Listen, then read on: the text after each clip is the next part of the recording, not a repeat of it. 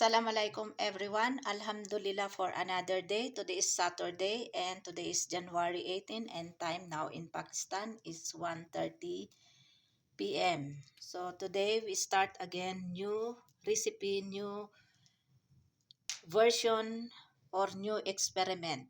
So these are all the ingredients: slices of tomatoes, one piece slice of cheese, and cubes onions, coriander leaves or parsley, and one poultry egg, pinch of salt, and black pepper powder. So this is already hot, this oil here. Now first we are going to fry this tomato like that. Now we have to occupy all this plate in pan. We have to change side so it will become cook both sides like that.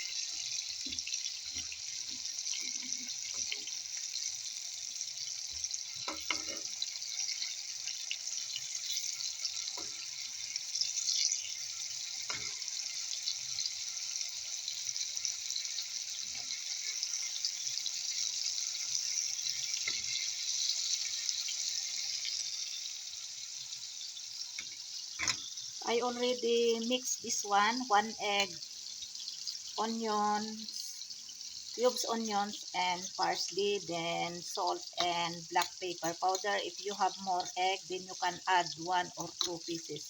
But I use only one egg. Now we can put now this one like that. And then we have to scatter it. Kulang ang itlog, but it's okay.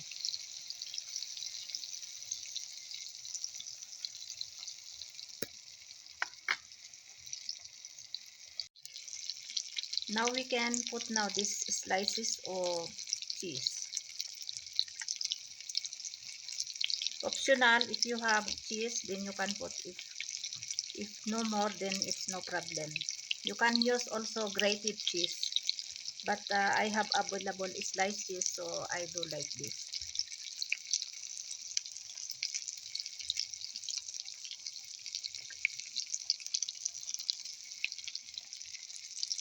And then we have to flip this one. We have to turn side.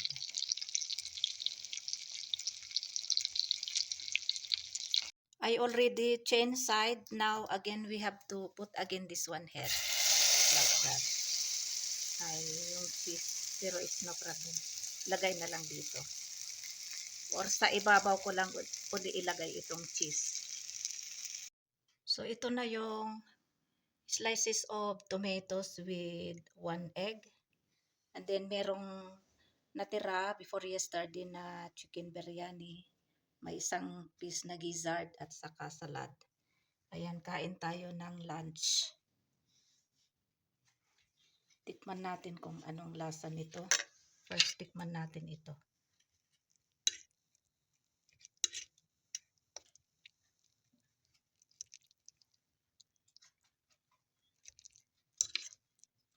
Bismillah, walang barakatila.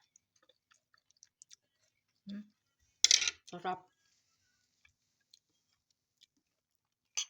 Ayan, kain tayo ng biryani.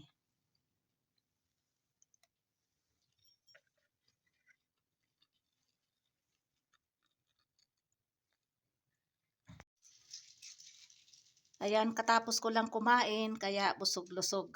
Alhamdulillah, ilazi atama wa sakana wa jalla minal muslimin. Naubos ko yung isang one plate na rice, pero konti lang naman ito, hindi naman puno yung plato.